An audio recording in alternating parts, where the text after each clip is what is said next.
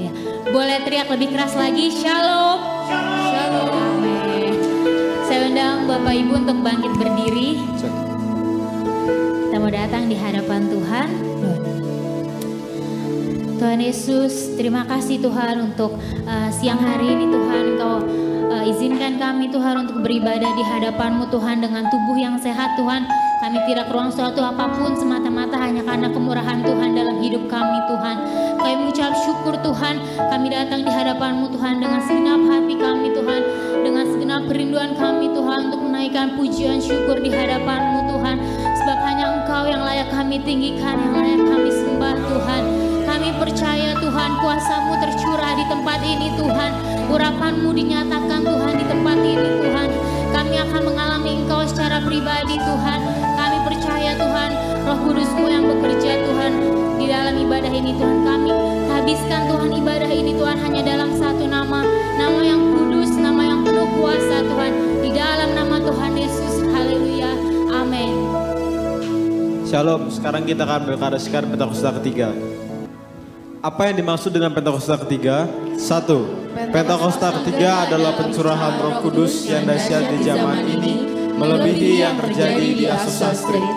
2. Pentakosta ketiga akan mengakibatkan gangguan jiwa yang terbesar dan yang terakhir sebelum Tuhan Yesus datang kembali. 3. Pentakosta ketiga akan membangkitkan generasi Yeremia, yaitu anak-anak muda yang dipenuhi Roh Kudus, cinta mati-matian pada Tuhan Yesus, tidak kompromi terhadap dosa, dan akan bergerak untuk memenangkan jiwa. 4. Pentakosta ketiga lahir di Indonesia dan bergerak bangsa-bangsa. Gerakan ini dari timur ke barat dan akan kembali ke Yerusalem. 5. Pentakosta ketiga akan memberikan kuasa untuk menyelesaikan amanat agung, dan setelah itu Tuhan Yesus datang kembali. Amin. Silakan duduk kembali Bapak Ibu.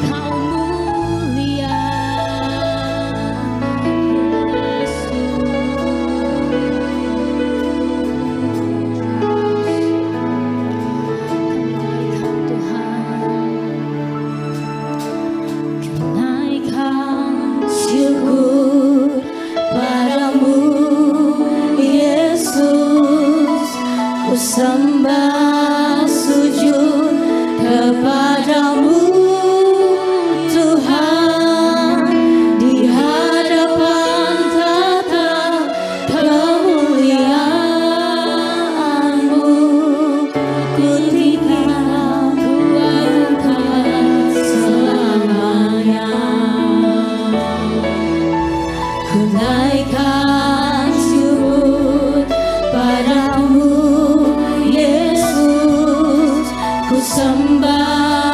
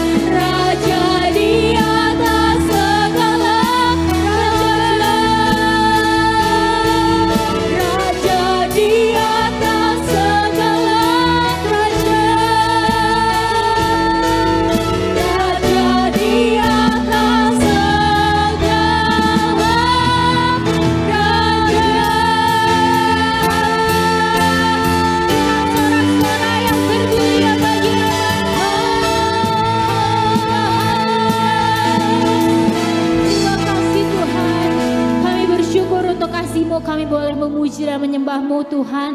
Kami bersuka cita di tempat ini oleh karena Engkau Tuhan. Kami mau bersorak bagi nama-Mu Tuhan. Yang siap memuji nama Tuhan sama-sama katakan amin. Haleluya, ada sukacita pada pagi hari ini. Amin. Boleh lambaikan tangannya, kasih senyum kanan kirinya, kita mau bersukacita.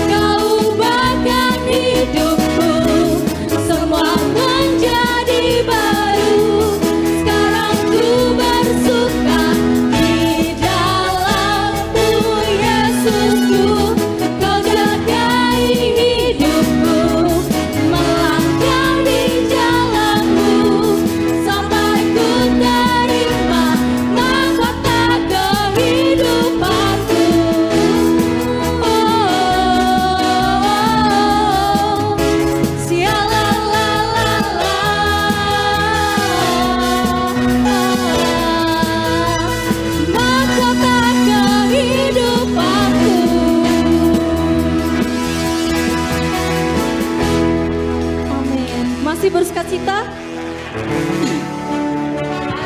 Lanjut ya. Kita mau terima sukacita dari surga, amin.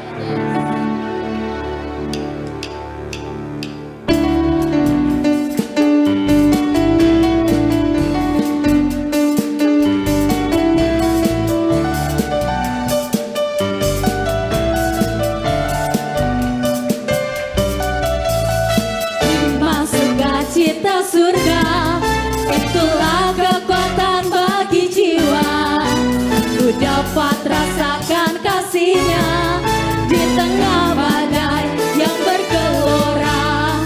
Terima sukacita surga, itulah kekuatan bagi jiwa. Ku dapat saksikan kuasa-Nya, taklukkan badai yang bergelora. Haleluya, ku mau bersorak bagimu, takkan patah semangatku, takkan hilang kekuatanku.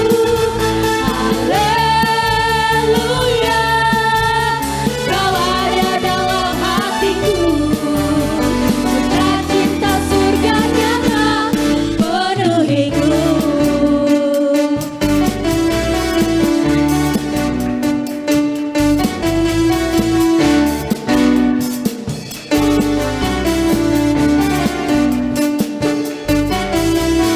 Terima sukacita surga, itulah kekuatan bagi jiwa.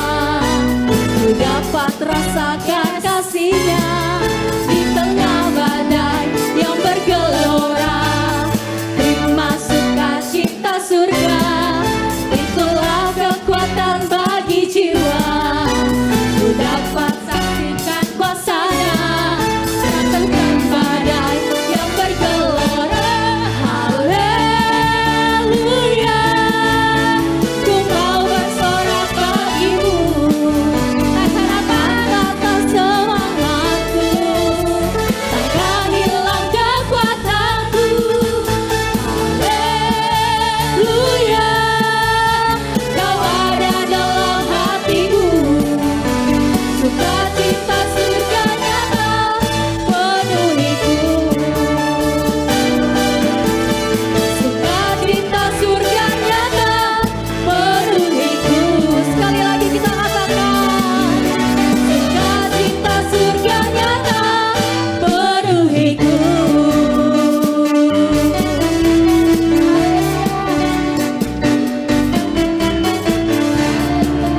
Berikan suara-suara yang paling meriah untuk Tuhan Yesus. Kita memuji Tuhan sekali lagi Bapak Ibu ya. Semua mau menari untuk Tuhan? Amin.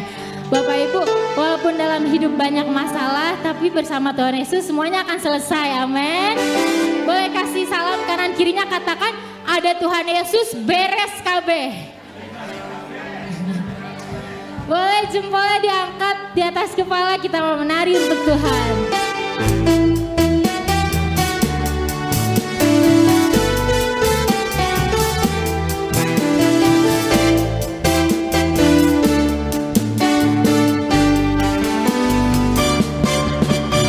Hidup ini memang banyak masalah, kadang datangnya silih berganti. Jangan takut, janganlah gentar, bersama Yesus tidak hadapi.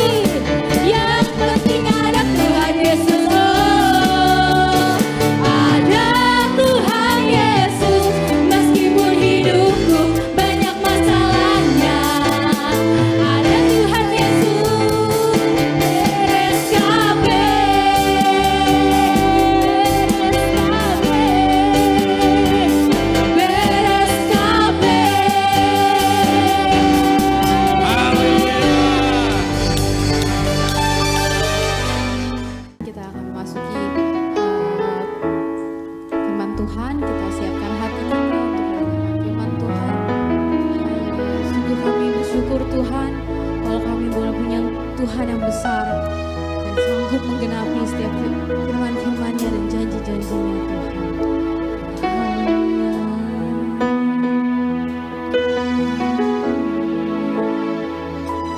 Ku hidup karena percaya Kau yang berjanji setia, pengharapanku selalu ada di dalam-Mu. Ku tidak akan menyerah meski dalam kesesatan. Seluruh hidupku dalam genggaman-Mu.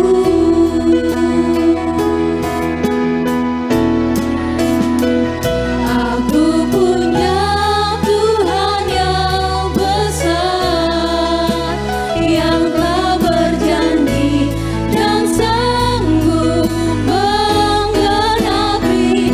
Imanku bersepakat percaya kuasa-Nya.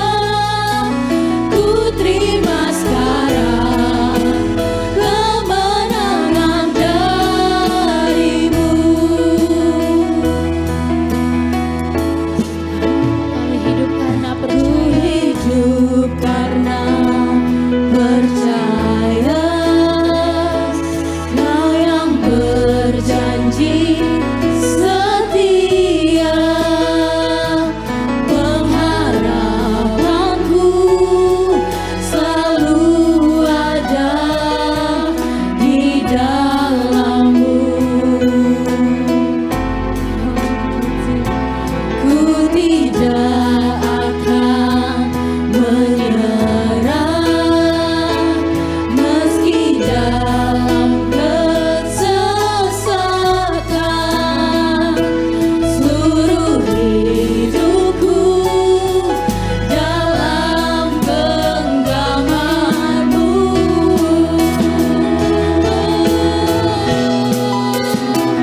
Aku punya Tuhan yang besar, yang telah berjanji dan sanggup menggenapi.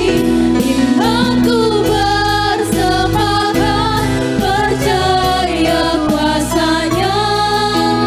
Ku terima sekarang kemenangan dari-Mu. Aku punya Tuhan yang besar, yang telah berjanji dan sanggup menggenapi. Imanku bersepakat percaya kuasa-Nya.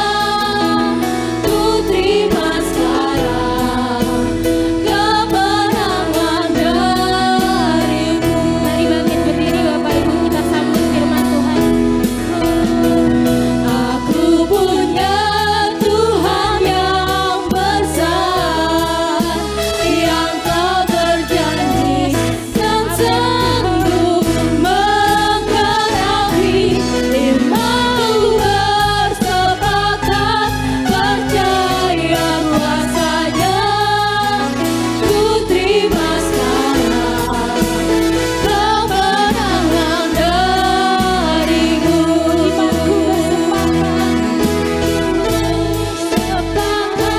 Percaya kuasa-Nya. Ku terima sekarang kemenangan dari-Mu.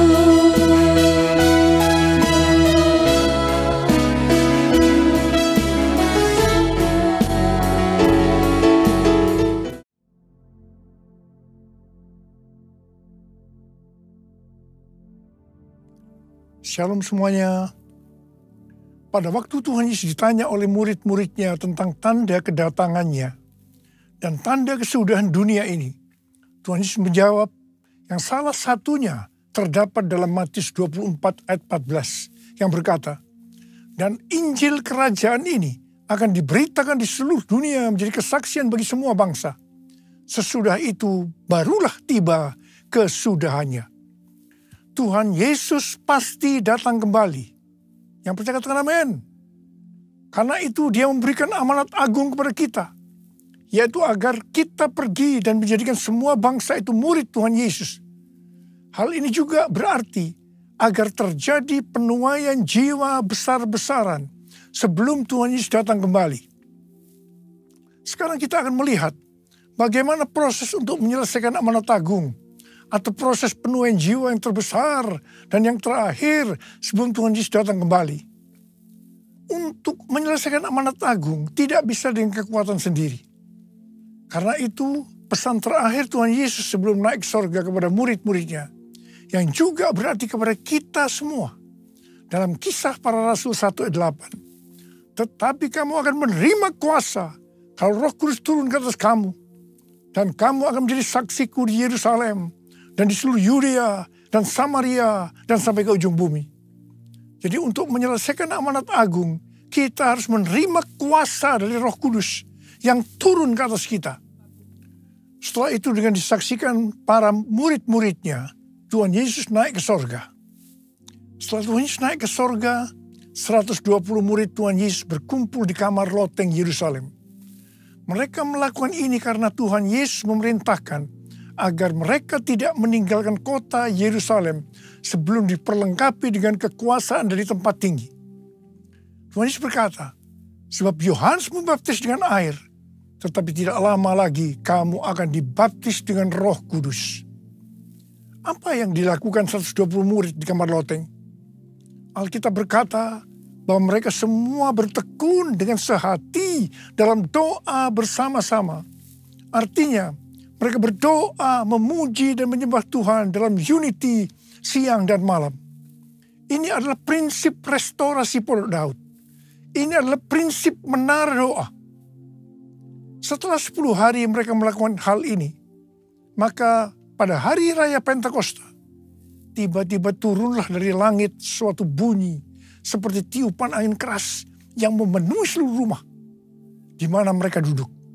Dan tampaklah lidah-lidah seperti nyala api yang bertebaran dan hinggap pada mereka masing-masing. Maka penuhlah mereka dengan Roh Kudus. Lalu mereka mulai berkata-kata dalam bahasa-bahasa lain seperti yang diberikan oleh Roh itu kepada mereka untuk mengatakannya. Itu adalah bahasa Roh. Jadi tanda awal orang yang dibaptis dengan Roh Kudus adalah mereka akan berbahasa roh. Rohmu yang hidup penuhiku, mengalir dalamku. Jiwaku tenang bersamamu dalam naunganmu. Ku buka hati untuk jamahanmu, berserah penuh di hadiratmu.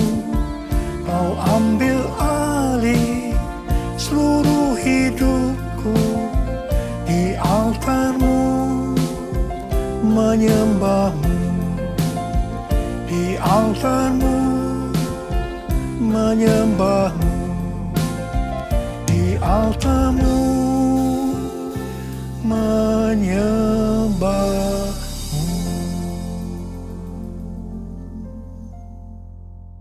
Apa yang terjadi setelah murid-murid Tuhan Yesus dipenuhi dengan Roh Kudus? Hal yang pertama, Petrus berkhotbah sekitar 5 menit. Dan kira-kira 3.000 orang bertobat dan dibaptis. Wow! Petrus berkhotbah dengan kuasa Roh Kudus. Pada zaman itu populasi penduduk dunia sekitar 255 juta orang. Sekarang penduduk dunia sekitar 8 miliar. Jadi 3.000 orang yang bertobat dan dibaptis pada waktu itu setara dengan sekitar 94.000 orang pada saat ini. Saya percaya hal ini juga bisa terjadi pada saat ini. Hal yang kedua, Setelah murid-murid Tuhan Yesus dipenuhi dengan Roh Kudus, mereka dipakai untuk menyatakan tanda-tanda dan mujizat sehingga banyak orang yang bertobat.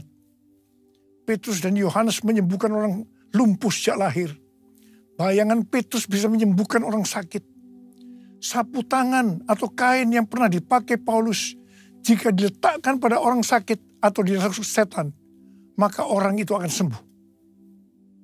Dalam Markus 16 ayat 15 sampai dengan 18, Tuhan Yesus berkata bahwa kalau kita pergi untuk memberitakan Injil, maka tanda-tanda dan mujizat akan menyertai kita.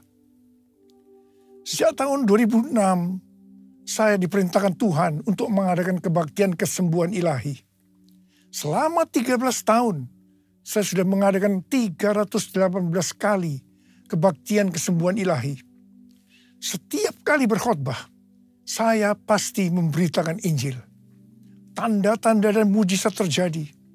Saya diizinkan Tuhan untuk melihat dan mengalami mujizat seperti yang dilakukan oleh Tuhan Yesus 2000 tahun yang lalu. Hal yang ketiga, setelah murid-murid Tuhan Yesus dipenuhi dengan Roh Kudus, maka cara hidup mereka berubah sehingga banyak orang yang bertobat.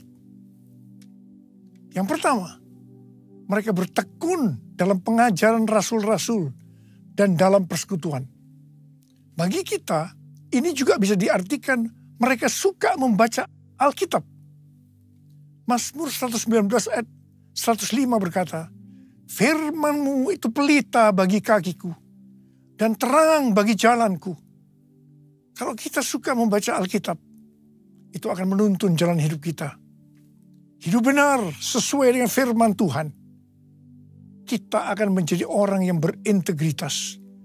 Dan itu akan membuat orang lain bertobat. Yang kedua, perubahan cara hidup yang membuat banyak orang bertobat adalah mereka selalu berkumpul, memecahkan roti dan berdoa. Ini bisa diartikan mereka hidup dalam unity dan suka berdoa.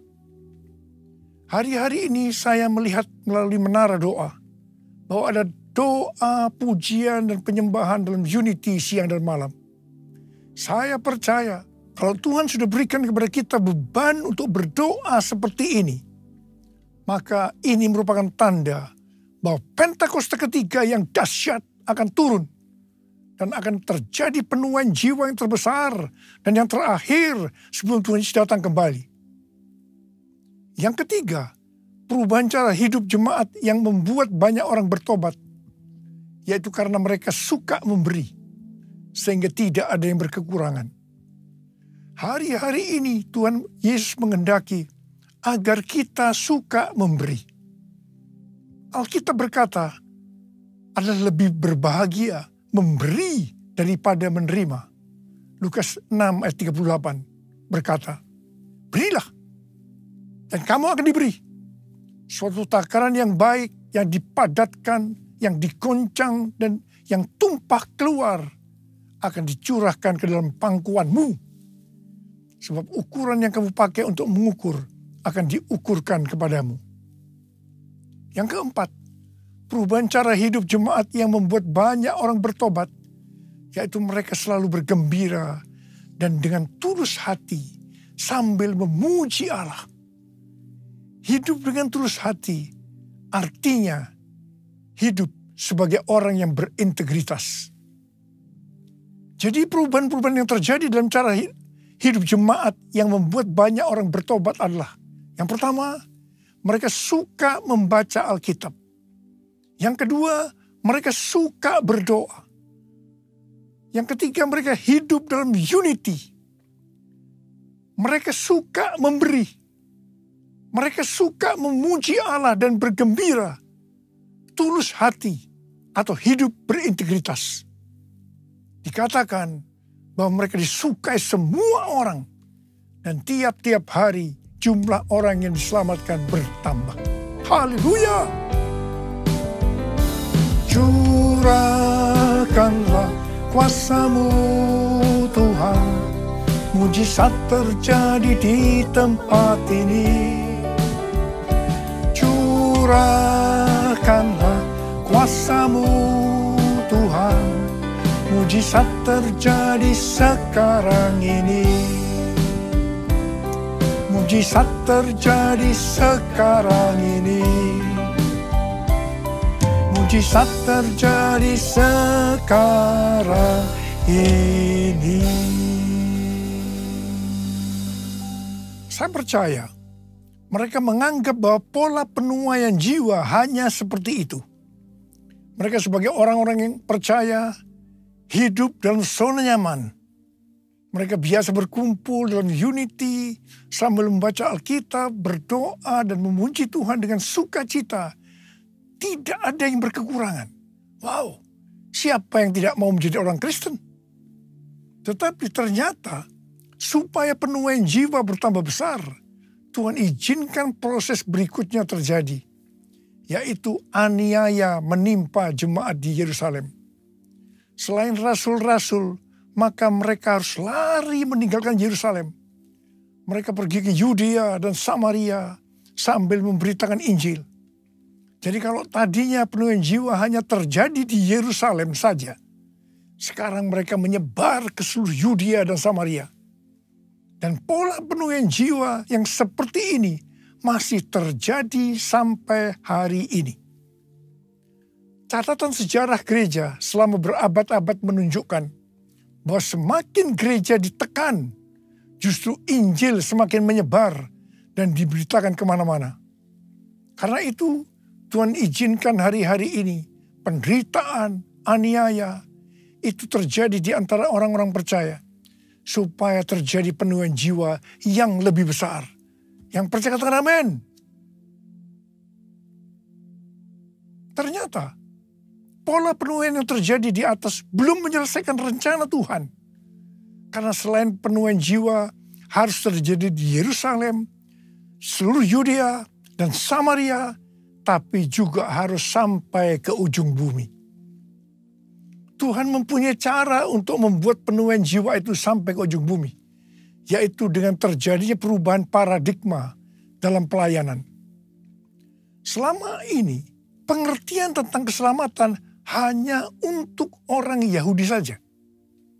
Tetapi melalui peristiwa Kornelius, di mana Petrus diutus oleh Tuhan untuk mendatangi Kornelius yang bukan orang Yahudi, untuk memberitakan jalan keselamatan, akhirnya mereka mengerti bahwa ternyata keselamatan bukan hanya untuk orang-orang Yahudi saja, tetapi untuk semua bangsa. Dan ini mengakibatkan terjadinya penuaian jiwa besar-besaran. Haleluya! Jadi, mereka tidak hanya mengabarkan Injil di Yerusalem, Yudea dan Samaria saja, tetapi sekarang mereka, termasuk kita, juga pergi ke seluruh dunia. Proses perubahan paradigma dalam pelayanan itu tidak mudah. Petrus harus diyakinkan oleh Tuhan. Kalau Tuhan berkata halal, jangan kamu berkata haram. Orang-orang yang bukan Yahudi adalah haram di mata orang Yahudi. Proses itu masih terus berlanjut untuk memberikan pengertian kepada orang-orang Yahudi, golongan bersunat, dan juga orang-orang Farisi yang sudah bertobat. Di mana mereka berpendapat bahwa orang yang bukan Yahudi yang percaya kepada Tuhan Yesus harus disunat dan diwajibkan mengikuti hukum-hukum Musa. Tetapi melalui sidang di Yerusalem, akhirnya mereka mengerti dan bisa menerima bahwa keselamatan bukan hanya untuk orang-orang Yahudi saja, tapi untuk semua bangsa. Katakan amin. Jesus, I believe in you. Jesus, I belong to you. You're the reason that I live, the reason that I sing. Jesus, I believe in you. Jesus, I belong to you. You're the reason that I live, the reason that I sing. With all I am. Di awal pelayanan saya, Saya termasuk salah seorang yang dipakai oleh Tuhan untuk melakukan paradigma yang baru dalam pelayanan untuk menyelesaikan amanat agung. Sebagai contoh, tentang membuka gereja baru. Yang kedua, cara ibadah dengan doa, pujian, dan penyembahan, termasuk menggunakan bahasa roh untuk memuji dan menyembah Tuhan. Yang ketiga, tempat ibadah yang dilakukan bukan di gedung gereja. Dan yang keempat juga mengenai Pentakosta ketiga. Semua itu selalu diawali dengan pro dan kontra. Sama dengan yang terjadi pada waktu zaman kisah para rasul tadi. Pada tahun 2009, Tuhan berbicara kepada saya bahwa Tuhan akan mencurahkan Roh Kudus sehingga terjadi pencurahan Roh Kudus yang dahsyat.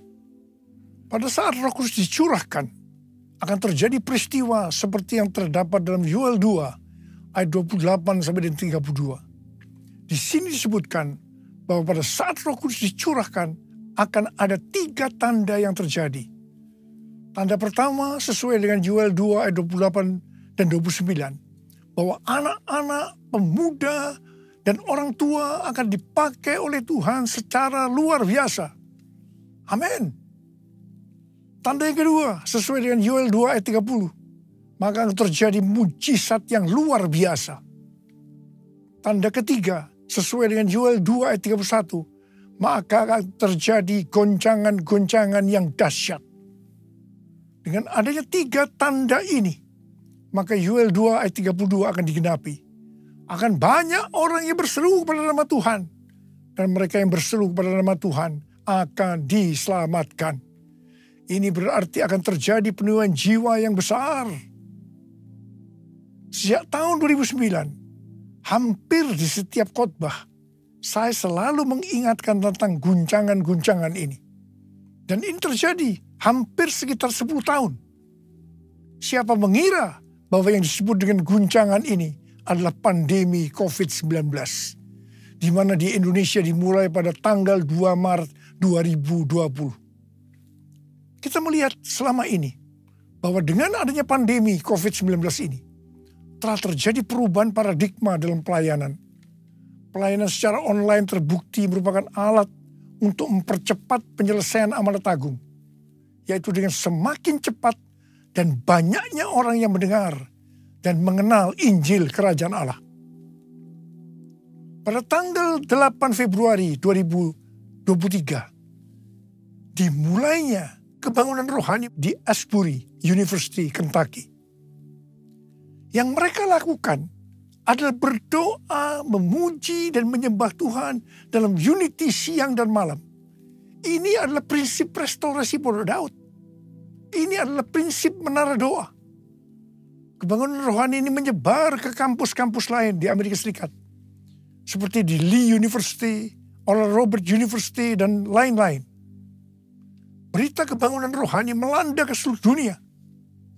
Revival di Asbury University ini merupakan bagian dari penggenapan Pentakosta ketiga, di mana Tuhan melawat generasi Yeremia, yaitu anak-anak muda yang dipenuhi dengan Roh Kudus, cinta mati-matian kepada Tuhan Yesus, tidak kompromi terhadap dosa, dan akan memenangkan banyak jiwa. Dan melalui revival di atas ini, Tuhan menunjukkan bahwa pola penuaian jiwa ke depan ini, saya percaya sampai dengan Tuhan Yesus datang kembali adalah melalui menara doa, yaitu doa, pujian, dan penyembahan bersama-sama dalam unity siang dan malam. Pelayanan seperti ini di kampus-kampus sudah berakhir. Tetapi Tuhan sedang memunculkan di Amerika Serikat yang disebut dengan Third Pentecost Azusa Street Prayer Tower.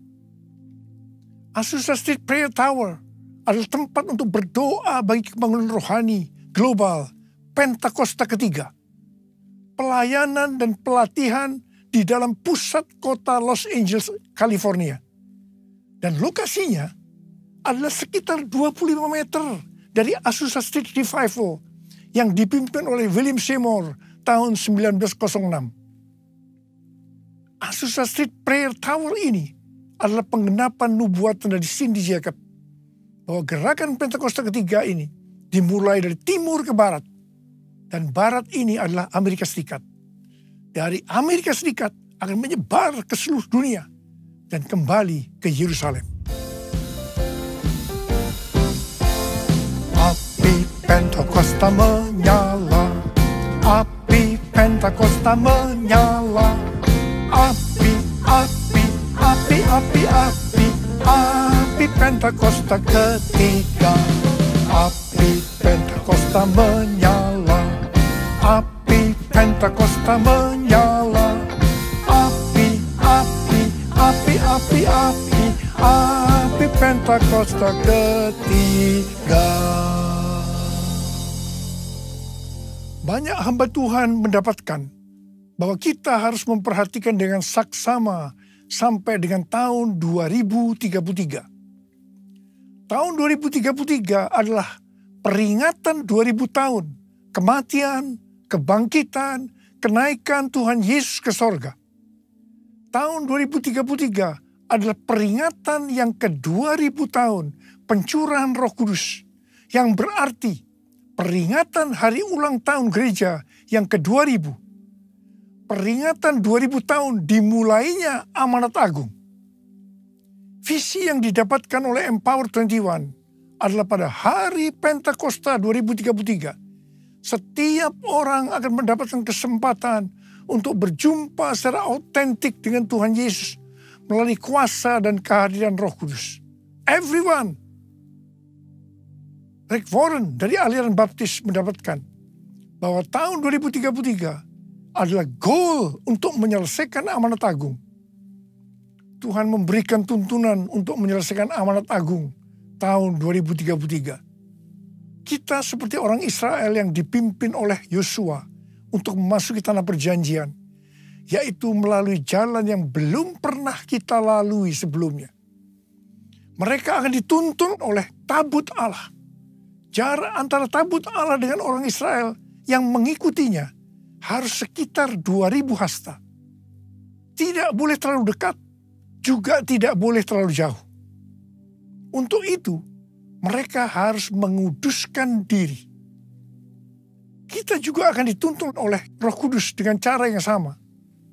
Saya percaya, pola penuhan jiwa untuk menyelesaikan amanat agung adalah melalui doa, pujian, penyembahan bersama-sama dalam unity siang dan malam. Ini adalah prinsip restorasi Pondok Daud. Ini adalah prinsip menara doa. Pada tanggal 15 Maret 2024, Tuhan berbicara kepada saya bahwa sekarang kita memasuki kebangunan rohani tahap berikutnya, yang berarti tahap yang terakhir. Pada tanggal 16 Maret 2024, saya mendapatkan konfirmasi nubuatan James W. Gould, yaitu bahwa sekarang kebangunan rohani yang besar dan kebangkitan generasi anak-anak muda sudah dimulai. Sudah dimulai. Kick off. Haleluya. Tanggal 3 sampai 5 Juli 2024 di SICC akan diadakan Everyone Asia 2024, Reaching Every Person on Earth. Tuhan memberikan pengertian bahwa ini adalah trigger atau gong dimulainya kebangunan rohani yang terbesar dan yang terakhir secara global untuk generasi Yeremia. Haleluya! Untuk menyelesaikan amanat agung tidak bisa dengan kekuatan sendiri, tetapi harus dengan kuasa Roh Kudus. Karena itu kita harus dipenuhi Roh Kudus. Ada berapa banyak yang akan berkata, Tuhan, saya mau dipenuhi Roh Kudus. Saya mau menyelesaikan amanat agung Tuhan Yesus. Angkat tangan saudara. Katakan bersama saya, beri api yang dahsyat seperti yang kau janjikan, berembus Roh Kudus, beri kuasa urapanmu sekarang. Beri api yang dahsyat seperti yang kau janjikan, berembus Roh Kudus, beri kuasa urapan-Mu sekarang. Beri kuasa urapan-Mu sekarang. Beri kuasa urapan-Mu sekarang.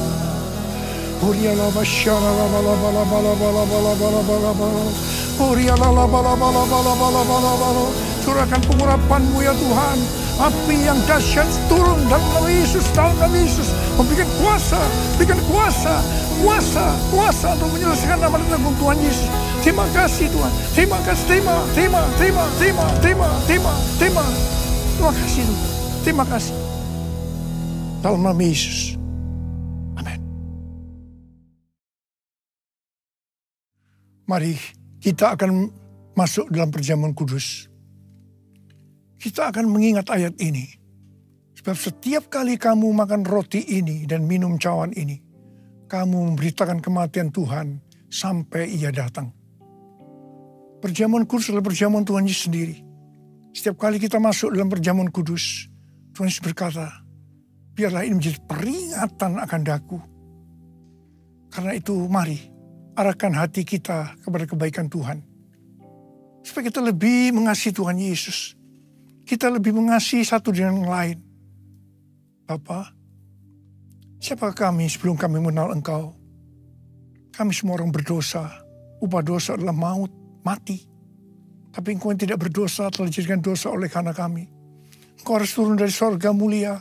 Mati ganti kami dengan penderitaan yang luar biasa. Sungguh kalau kami pikirkan betapa baiknya Engkau ya Abah. Kau jadikan kami sebagai anak-anak-Mu. Kau tuntun, kau bela, kau lindungi, kau tegur juga kalau kami salah. Engkau hajar juga. Itu Engkau ya Abah. Itu Engkau ya Abah. Tuhan akan memberkati kita melalui perjamuan kudus. Tapi Tuhan mau kita makan dan minum dengan cara yang benar. Karena itu masing-masing sekarang berdoa. Introspeksi. Lihat keadaan dirimu masing-masing. Jangan menyimpan dosa. Kalau ada dosa yang Tuhan ingatkan, langsung minta ampun. Ampuni saya Tuhan. Ampuni saya Tuhan. Katakan, ampuni saya Tuhan, ampuni kami semua. Layakkan kami untuk masuk dalam perjamuan kudus. Kami akan masuk dalam perjamuan kudus dengan hati yang penuh ucapan syukur. Dalam nama Yesus kami berdoa. Amin. Mari. Angkat roti di tangan kanan kita tinggi-tinggi. Sebab apa yang telah kuteruskan kepadamu, telah aku terima dari Tuhan. Yaitu bahwa Tuhan Yesus pada malam waktu Ia diserahkan mengambil roti. Dan sesudah itu Ia mengucap syukur atasnya. Dia memecah-mecahkannya dan berkata, inilah tubuhku yang diserahkan bagi kamu. Perbuatlah ini menjadi peringatan akan aku. Tuhan dikasih Tuhan, bukankah roti yang kita pecah-pecahkan ini adalah persekutuan kita dengan tubuh Kristus? Mari kita makan dalam nama Yesus.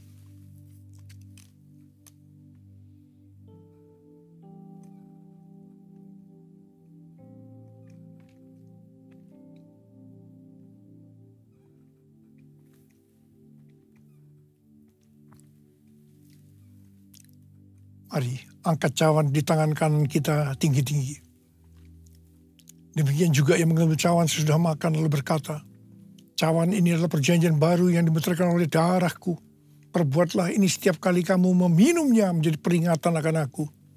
Saudara kasih Tuhan, bukankah cawan pengucapan syukur yang atasnya kita ucapkan syukur adalah persekutuan kita dengan darah Yesus. Mari kita minum dalam nama Yesus.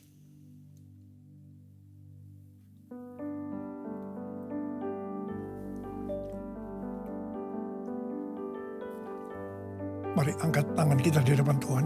Ucapkan syukur dan terima kasih dengan suara. Tuhan, terima kasih ya Tuhan. Terima kasih, terima kasih. Terima kasih ya Abah, terima kasih. Urala basyara bala bala bala. Oh riala bala bala bala bala. Oh rala bala bala. Ada berapa banyak di antara saudara yang membutuhkan kesembuhan? Angkat tanganmu. Kau melihat anak-anakmu sedang mengangkat tangan mereka Tuhan. Saat ini Engkau sedang menyembuhkan yang sakit. Kau sedang membebaskan yang terikat.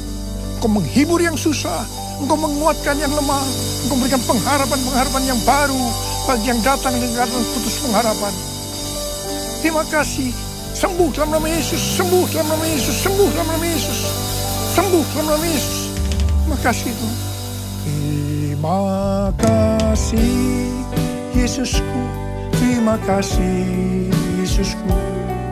Puji syukur hanya bagi Tuhanku. Terima kasih Yesusku, terima kasih Yesusku. Puji syukur hanya bagi Tuhanku. Terima kasih Yesusku, terima kasih Yesusku. Puji syukur hanya bagi Tuhanku. Terima kasih Yesusku, terima kasih Yesusku. Puji syukur hanya bagi Tuhanku. Puji syukur hanya bagi Tuhanku. Puji syukur hanya bagi Tuhanku.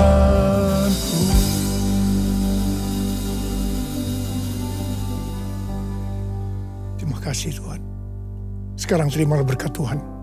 Kasih karunia berlimpah-limpah daripada Allah Bapa dalam Anak yang tunggal Yesus Kristus. Persekutuan yang manis dengan Roh Kudus menyertai kita semua. Mulai hari ini sampai Tuhan Yesus datang menjemput kita di awan-awan dan bahkan sampai selama-lamanya. Yang percaya bersama-sama katakan amin.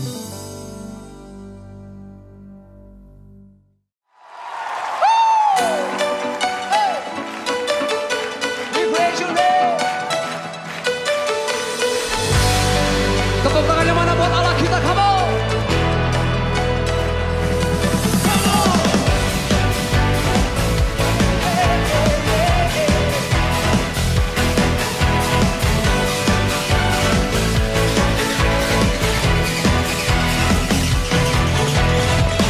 Pelukis cakrawala